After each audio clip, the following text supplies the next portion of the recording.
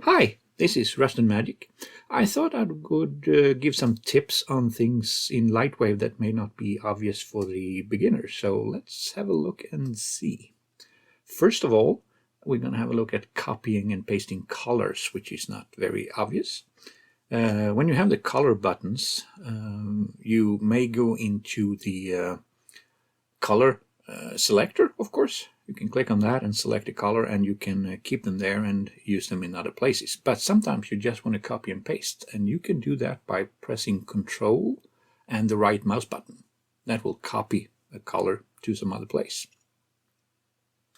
You can then go to the other color and press Alt and right mouse button, and you will paste the color there, as you see here. It's not obvious, but it works fast and quick, and once you remember it, it's easy to get along with. Another tip is the flat menu, which is not very obvious either. You get it by pressing Control and space, and you get a long list of all functions in LightWave. This is really cool.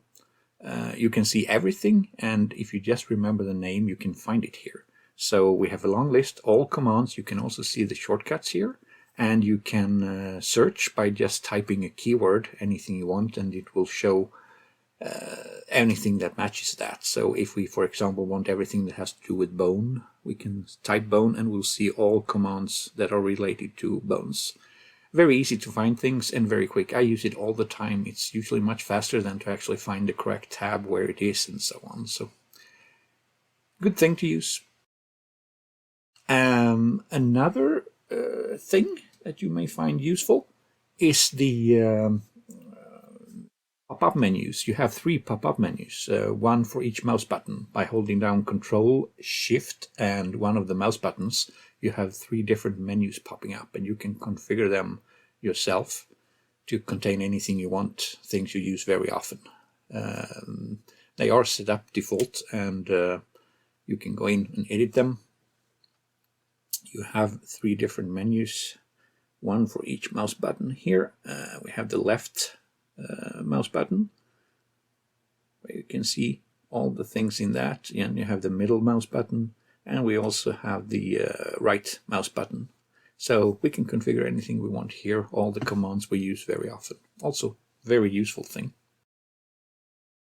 Finally, we have the user interface scaling. Before, many people used the set font argument to run LightWave, layout or modeler, and you can specify a font and a font size. This didn't work very well because if you used a bigger font, it was started clipping because the user interface was not scaled, just the font, so you wouldn't see the whole text and things like that. These days you can use HTTPI, of course, scaling in Windows. I don't like that. It's much better to do it per application to adjust it like the way you want, and you can do that in LightWave. If we go to Properties here and have a look, you will see that I have an option here for the UI screen scale factors. There's 2 of them, 1.6 semicolon 1.6. That's because I have 2 monitors, so you can have separate scaling on all your monitors. There is a problem if you have different scaling on the monitors with Motion Mixer in 2023 version. Hopefully that is fixed later on. There's some things you can't click on for some reason, but otherwise it works fine. You can set the nice scale here, and everything is scaled, the font and the whole user interface, so it looks very nice, and it's a very useful feature to get it readable on high resolution screens. Well, that was all for today. I hope you enjoyed the video, and hope to see you soon again. Have a nice day.